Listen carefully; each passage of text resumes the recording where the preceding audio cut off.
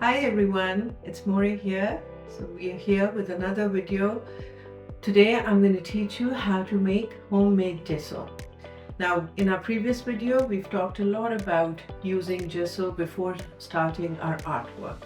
So I thought that it will be best for our future videos that if we know how to make gesso at home, it'll be easier for all of you to make it at home and then have it ready for your future art projects.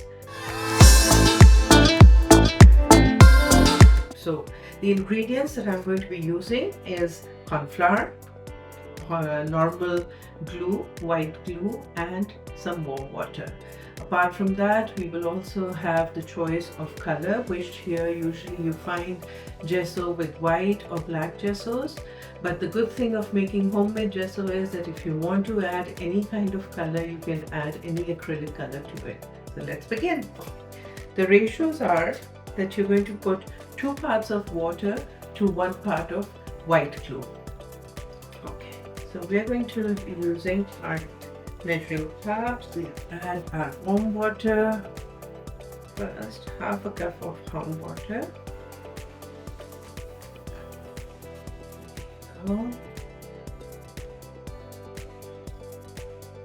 To half of that of our white glue.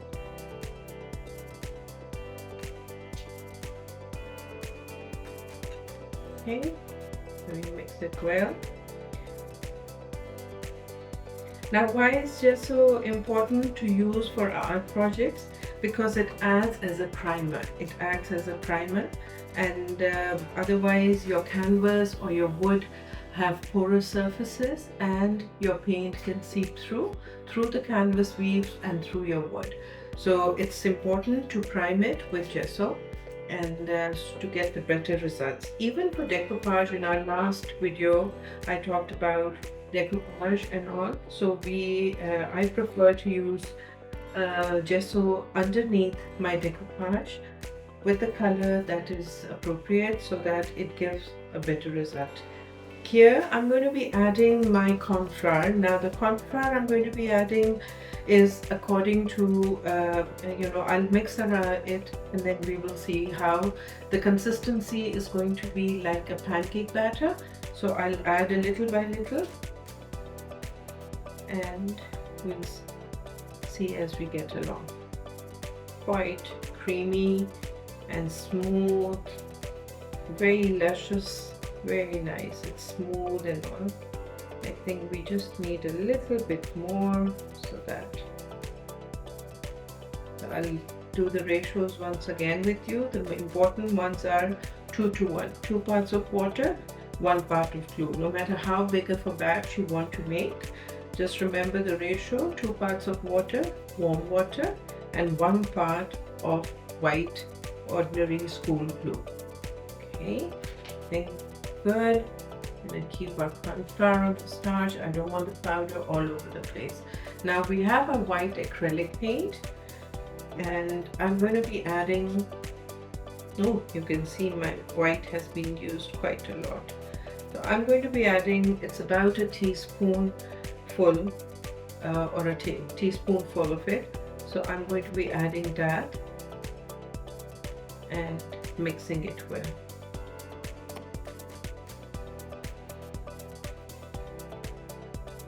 With the white added, it gives that much of, I like the consistency. It's really good and smooth. Okay, we added our white. So here I'm sure you all have these jars at home. Don't throw them away because they are very handy. They have nice lids and they are airtight.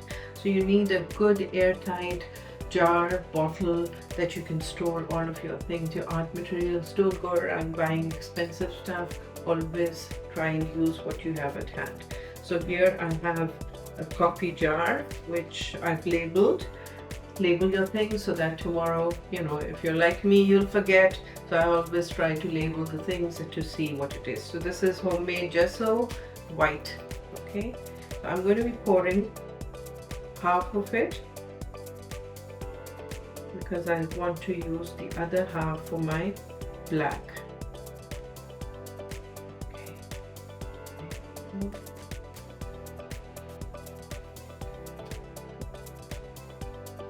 That's good. Okay, you can see white gesso is tightly secure and keep it.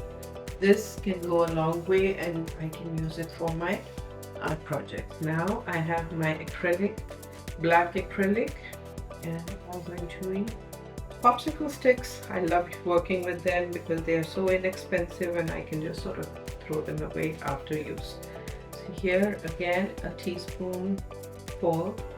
It is again by the eye. And I'm going to mix. But here instead of 1, it's 2 tablespoons, and that's absolutely fine to add. Again, it is the consistency that you're looking for. If you find it to be too clumpy, you can always add water to it.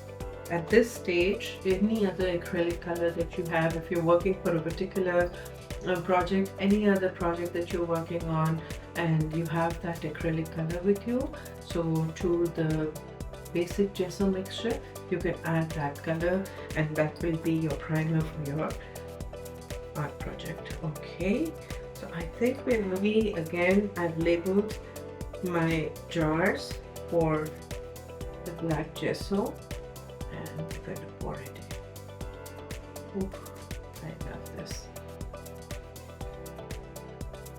Consistency is silky smooth, there are no clumps, they are absolutely all blended in and really beautiful to use. I will not waste all of this, believe me, this will all get used for my project.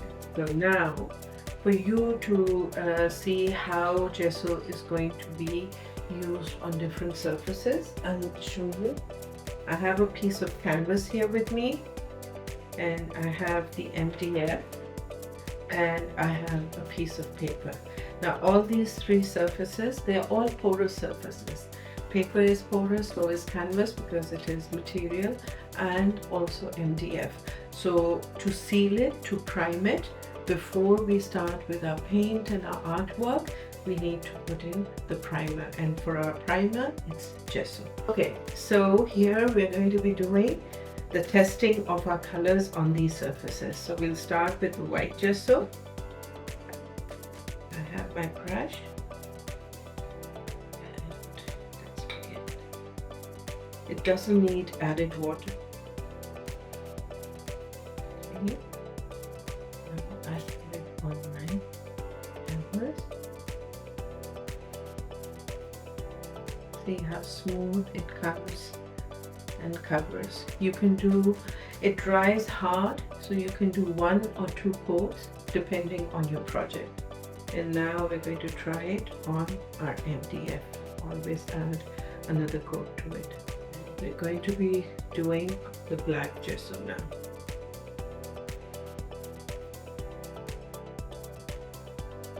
Your paper. Now we're doing it on the primer.